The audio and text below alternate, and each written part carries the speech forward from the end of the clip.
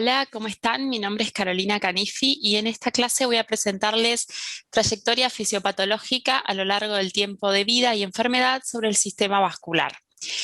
Para abordar este tema vamos a ir hablando también de distintos sistemas hormonales, vamos a mencionar el eje cerebro-corazón-riñón, cómo se ve afectado, y también de los biomarcadores y qué interpretación se puede hacer bioquímica de la evaluación de estos. Para comenzar a hablar, lo primero que tenemos que tener en claro sobre este sistema y que va a ser un tema recurrente durante toda la clase es que este es un sistema altamente heterogéneo en su extensión. El sistema vascular, si nosotros lo vemos tanto microscópica como macroscópicamente, en donde podemos identificar arterias, venas y capilares a grandes rasgos, vamos a darnos cuenta que está compuesto por numerosos tipos de células, por distintos tipos de fibras y cada una de ellos organizadas en distintas capas, comúnmente llamadas túnica íntima, media y externa, que van a darle propiedades funcionales y morfológicas diferenciales según el segmento que yo esté considerando. Como les decía, por ejemplo, tomando el caso de lo que es la túnica media, vamos a encontrarnos con las células musculares lisas, acompañadas de gran número de fibras, de colágeno, de elastina, de oxitalán y de paransulfato también, que van a estar acompañando y que van a ser de andamiaje para estas células y también van a estar interactuando con ellas, dándole entonces parte de su función y de su estructura a esta capa en particular. No solamente tenemos que tener en claro las diferencias que hay en las distintas capas que podemos encontrar, sino que además, como les decía, en la extensión de este sistema vascular, vamos a encontrarnos que hay diferencias en cada segmento en cuanto a la proporción que tengan de estos componentes, de endotelio, de la parte elástica, de tejido elástico, del tejido muscular liso y también de lo que es el tejido fibroso. Cada segmento se va a encontrar con una composición diferente. Por eso las características van a ir variando y las funciones de cada uno de ellos también va a ir variando. Para ver la clase en sí, les planteo el siguiente recorrido, que vayamos viendo en la función endotelial, al músculo liso vascular, con las fibras que lo acompañan y a la adventicia, y ir detallando en cada una de ellas las características en las distintas etapas de la vida y también en la enfermedad. Para comenzar, vamos a hablar de la función endotelial. La función endotelial, pensando en un endotelio que es joven, un endotelio sano, debería ser como está aquí esquematizado. Deberíamos tener células endoteliales que se encuentran unidas entre ellas, que están sintetizando y secretando grandes cantidades de óxido nítrico y de prostaciclina, que no solamente les sirven para interactuar con el músculo liso vascular que está subyacente, que está debajo de ese endotelio, sino que también interactuar con las células que están presentes en la sangre, en el torrente sanguíneo, como las plaquetas o los leucocitos, entre otras, y de esta manera tener una comunicación fluida para favorecer que ese endotelio se encuentre quiescente, ¿sí? Sea un endotelio que esté sano, que no esté activado. Estos marcadores, este óxido nítrico, esta prostaciclina, son potenciales marcadores y de hecho se miden, no como tales, sino como sus derivados, en nitritos, nitratos y también la forma 6-ceto de la prostaglandina F1-alfa, que nos permiten o nos dan una idea acerca de cómo está la producción de estos factores vasoactivos en ese endotelio. También deberíamos tener presente que ese endotelio tiene que tener o tiene que estar apoyado para mantener su función y su correcta estructura por las células progenitoras endoteliales circulantes, como pueden ver aquí, también con acompañado de, bueno, la liberación de micropartículas, la liberación también o el desprendimiento de una baja cantidad de las células endoteliales circulantes, ya que ya se deben mantener adheridas a la membrana basal, y este debe ser entonces el entorno de un endotelio que es joven, un endotelio que es sano, con una baja respuesta inflamatoria, ¿sí? Como pueden ver aquí, y también con una baja expresión de proteínas de adhesión. Sin embargo, cuando nosotros empezamos a ver los procesos de envejecimiento que se ponen en marcha, cuando empezamos a ver también la injuria que puede producirse sobre ese endotelio, empezamos a ver que esas células endoteliales ya no están tan juntas, ya empieza a haber mayor desprendimiento de ellas. ¿Sí? Como pueden ver aquí, la proporción aumenta, disminuye la proporción también de las células progenitoras endoteliales, aumenta la liberación de las micropartículas, ¿sí? Con contenido en su interior que sirven de molécula señal para otros targets que están a distancia. Y fundamentalmente lo que vemos es que la síntesis y secreción de óxido nítrico y de prostaciclina, estos factores vasoactivos protectores, se ve disminuida, se ve impactada negativamente por ese envejecimiento, por ese daño. Eh, Curiosamente, también lo que observamos es que toda la respuesta inflamatoria se ve aumentada. También la expresión de moléculas de adhesión en la superficie de la célula endotelial, y eso favorece, junto con la menor producción de óxido nítrico y de prostaciclina, que se adhieran las plaquetas, los leucocitos, ¿sí? Que empiece a haber infiltrados celulares. Y además vemos también que aumentan la producción de especies reactivas del oxígeno y de especies reactivas del nitrógeno, como pueden ver en este caso. Y estas moléculas altamente reactivas generan daño no solamente a nivel de la propia célula endotelial, de la propia capa íntima, sino que también van a impactar negativamente sobre la capa subyacente, que es la capa de células musculares lisas. En ese endotelio disfuncional nos vamos a ubicar tanto a medida que avancemos en las etapas de la vida, como también si hay una enfermedad, una patología, hipertensión, si hay desarrollo de aterosclerosis, ¿sí? Si hay desarrollo de daño, nos vamos a plantear en esta situación con una inflamación de grado bajo que muestra que tiene una alta incidencia y que acelera a las enfermedades crónicas, ¿sí? Que característicamente o que clásicamente vemos en las personas adultas. En cuanto al óxido nítrico y la prostaciclina, como pueden ver acá, entonces tienen un rol preponderante en ese endotelio sano, porque por un lado, como les decía, inhiben a leucocitos y plaquetas, ¿sí? Por distintos mecanismos, tanto al óxido nítrico, como pueden ver acá, a la prostaciclina. Y además tienen un efecto vasoactivo porque pueden promover la vasodilatación a nivel del músculo liso vascular, entre otros efectos que podríamos mencionar. Y el envejecimiento tiene la característica de impactar negativamente sobre las enzimas responsables de la síntesis de estos factores.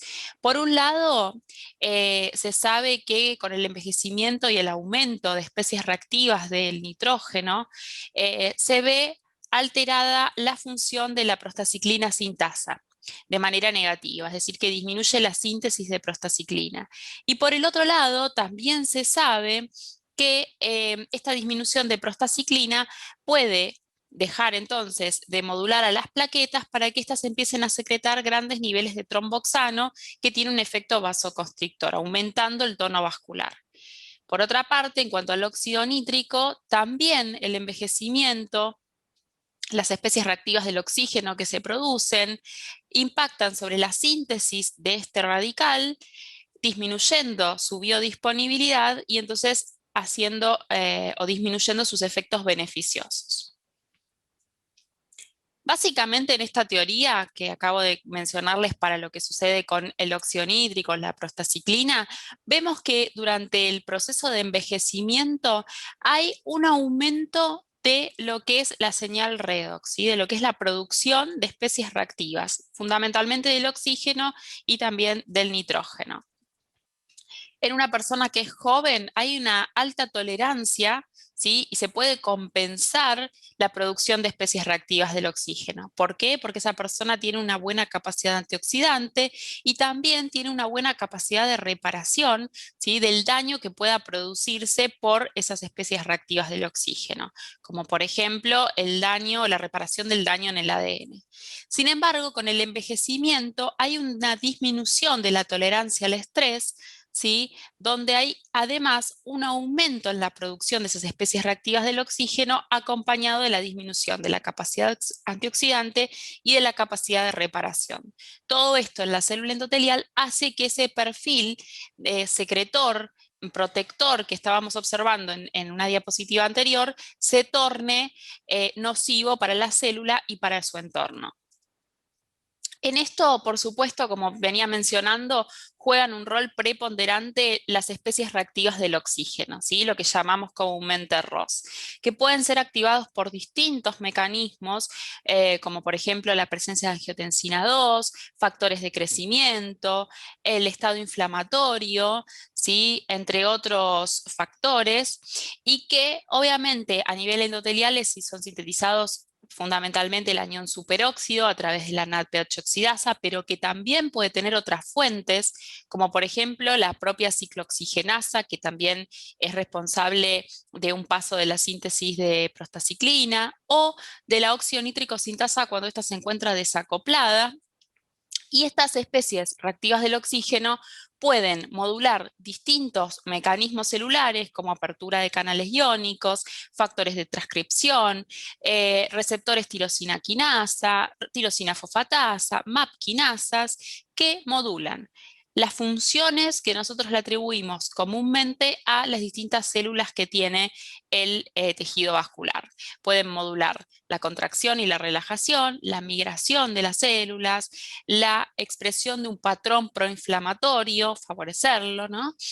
Y también modular procesos como son la apoptosis, el crecimiento de las células, ¿sí? Y esto llevar obviamente a, como resultado, remodelado vascular, disfunción endotelial, inflamación a nivel vascular y cambios o alteraciones en el tono vascular propiamente dicho. No solamente esto sucede con el envejecimiento y también puede darse ante la presencia de distintas injurias, sino que además es algo interesante de observar que en el envejecimiento y el aumento de señales proinflamatorias, el aumento en la actividad de la NADPH oxidasa, el aumento del sistema renina-angiotensina intravascular, conllevan no solamente a la disfunción endotelial por la disminución de el óxido nítrico, de la biodisponibilidad del óxido nítrico, sino que también a través de estas especies reactivas del oxígeno, del anión superóxido y de la producción de peróxido de hidrógeno, se altera la transcripción de genes, ¿sí? Como el NF-kappa beta, que promueve el aumento en la expresión de mediadores proinflamatorios, de la isoforma inducible de la óxido-nítrico sintasa que termina siendo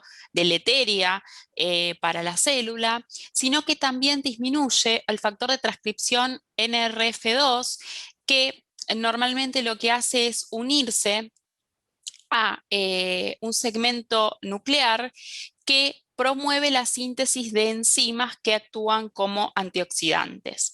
Entonces, por un lado tenemos que aumenta la producción de especies reactivas y por el otro lado ese aumento de especies reactivas modula negativamente a la defensa antioxidante, ¿sí? Formándose un círculo o un ciclo vicioso en este caso que favorece que se continúe en el tiempo el daño de la célula endotelial. Por otra parte, podemos hablar de lo que es el músculo liso vascular y de la matriz extracelular. Como les decía, hay cambios en la composición y también en el fenotipo, en la composición de la matriz y en el fenotipo de la célula muscular lisa.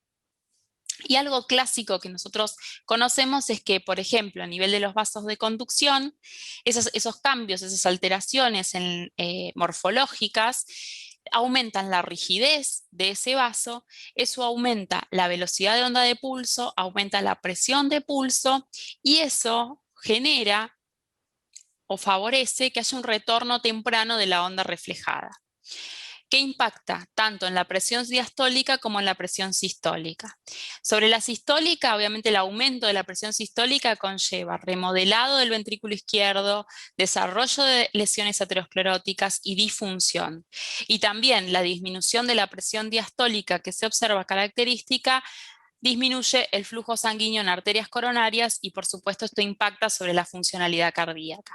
Es decir que aquí ya veríamos cómo el envejecimiento y el remodelado que se produce a nivel de la capa media tiene un impacto directo sobre la función cardíaca, aumentando entonces la mortalidad de esta forma cardiovascular en los pacientes ancianos. Ahora, ¿qué mecanismos están mediando esto que clásicamente conocemos que es más bien estructural, o sea, por cambios estructurales? Bueno, lo que sabemos es que a nivel de la capa media, esos grandes vasos, la aorta, de carótidas, podemos ver que las células del músculo liso que han envejecido tienen abundancia de componentes del sistema renina-angiotensina, incluida, como dice acá, la angiotensina 2, tienen también un aumento del el TGF beta tipo 1, el factor transformante beta 1, de metaloproteinasa de matriz extracelular de tipo 2, de endotelina 1,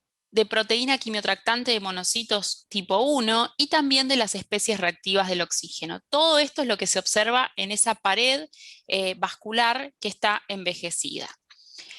Por hablar de algún tipo de estos mecanismos en particular, elegí el de MCP1, que es interesante. Este es un trabajo que se realizó en ratas, pero que muestra claramente cómo ratas envejecidas tienen un aumento en la expresión de MCP1, tanto a nivel de la capa íntima como la capa muscular lisa subyacente más cercana. Esto aumenta entonces con la edad y lo que se observa es que además también con la edad aumenta el receptor de esta proteína quimiotractante de monocitos MCP1, ¿sí? La característica que tiene MCP1 es que además es una proteína quimiotractante que favorece la invasión de las células de músculo liso vascular, ¿no?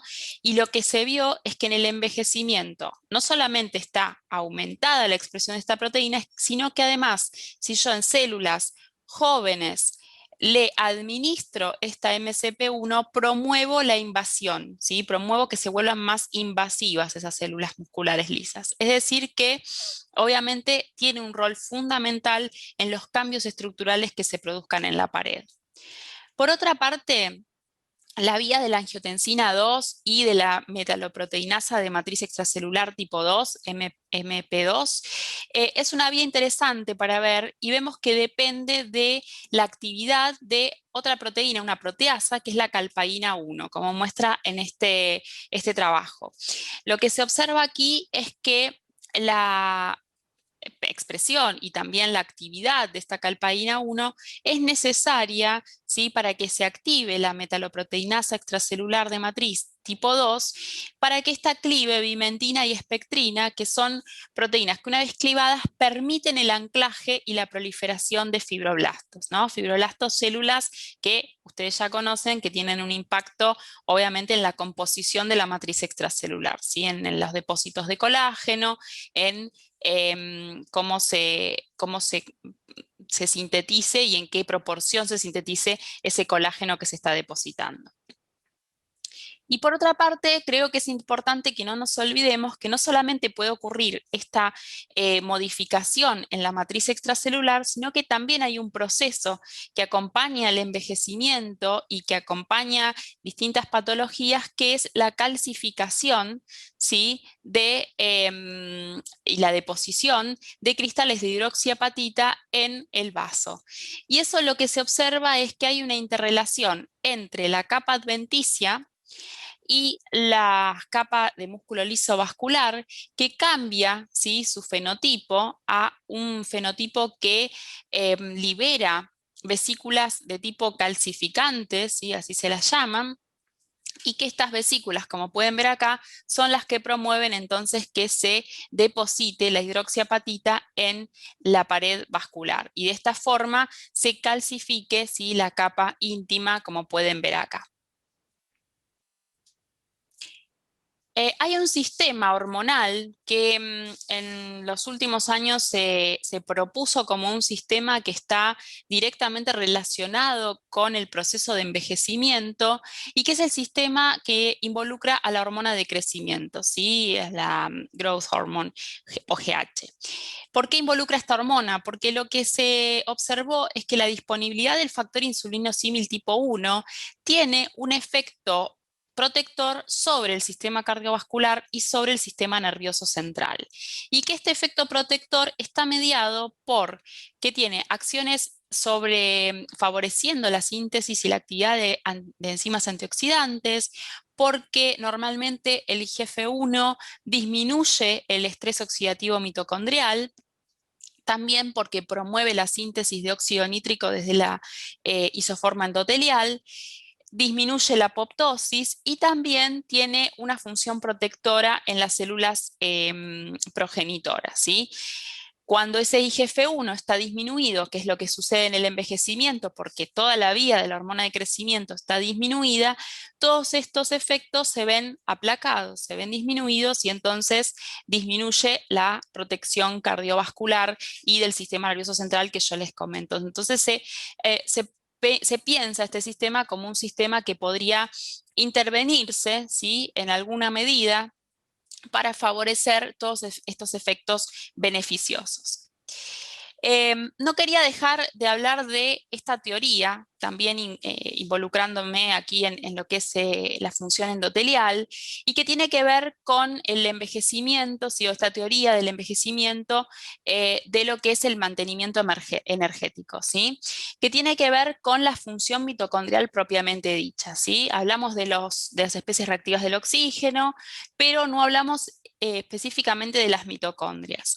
Lo que se piensa también es que estas mitocondrias, dependiendo cómo se encuentren, ¿sí?, si se encuentran fragmentadas o si se encuentran fusionadas, ellas van a tener una diferencial producción de especies reactivas del oxígeno. Obviamente cuando están fusionadas se reduce la producción de especies reactivas del oxígeno y hay una mejor producción de ATP, ¿sí?, una mejor producción de energía, que al haber una mejor disponibilidad o mayor biodisponibilidad, se promueve la reparación del daño de lípidos, por ejemplo, la reparación del daño del ADN, ¿sí?, la biogénesis mitocondrial, entre otras funciones. Y que todo eso en conjunto colabora o contribuye para disminuir el daño celular y aumentar la supervivencia, ¿sí? Y esto se vio en animales longevos, ¿sí?, en comparación con animales que no lo son, en donde sus mitocondrias se encuentran mucho más conservadas, su función mitocondrial se encuentra conservada. Por otra parte, también hay una teoría que relaciona lo que sucede con otra característica de la célula, que es la extensión de los telómeros, ¿sí? Hay numerosos trabajos que hablan de esta relación, tanto en humanos como en modelos experimentales. En particular les muestro este trabajo porque no hay muchos que lo evalúen en niños, ¿sí?, y en adultos jóvenes. Y en este trabajo lo que se vio es que si bien en los niños que tenían en un promedio de edad de 11 años en este estudio, no había una relación que se pudiera establecer en cuanto a las características estructurales del vaso y la función, la elasticidad que tenga el vaso y el espesor de la capa media con la longitud telomérica, sí lo que se vio es que en adultos jóvenes, rondando los 44 años y en su mayoría mujeres, como pueden ver acá, un 87% eran mujeres, sí lo que se veía era que había mayor longitud telomérica en asociación con una mayor elasticidad en ese vaso, ¿sí? Se medían a nivel de carótidas. Esto obviamente habla de que la salud de la célula está en estrecha relación con la capacidad de mantener la función celular, ¿no?, la función del órgano en cuestión, que en este caso estamos hablando de los vasos, ¿sí? Pero esta también es otra teoría que ronda acerca de cuál es la causa o qué es lo que está implicado en el daño celular que se va observando de manera casi fisiológica, podríamos decir, durante el envejecimiento. Y que obviamente si hay una injuria que favorece que esto se produzca, acelera el envejecimiento de ese vaso y acelera el daño y acelera que se visualicen o que se empiecen a ver signos y síntomas de enfermedad vascular.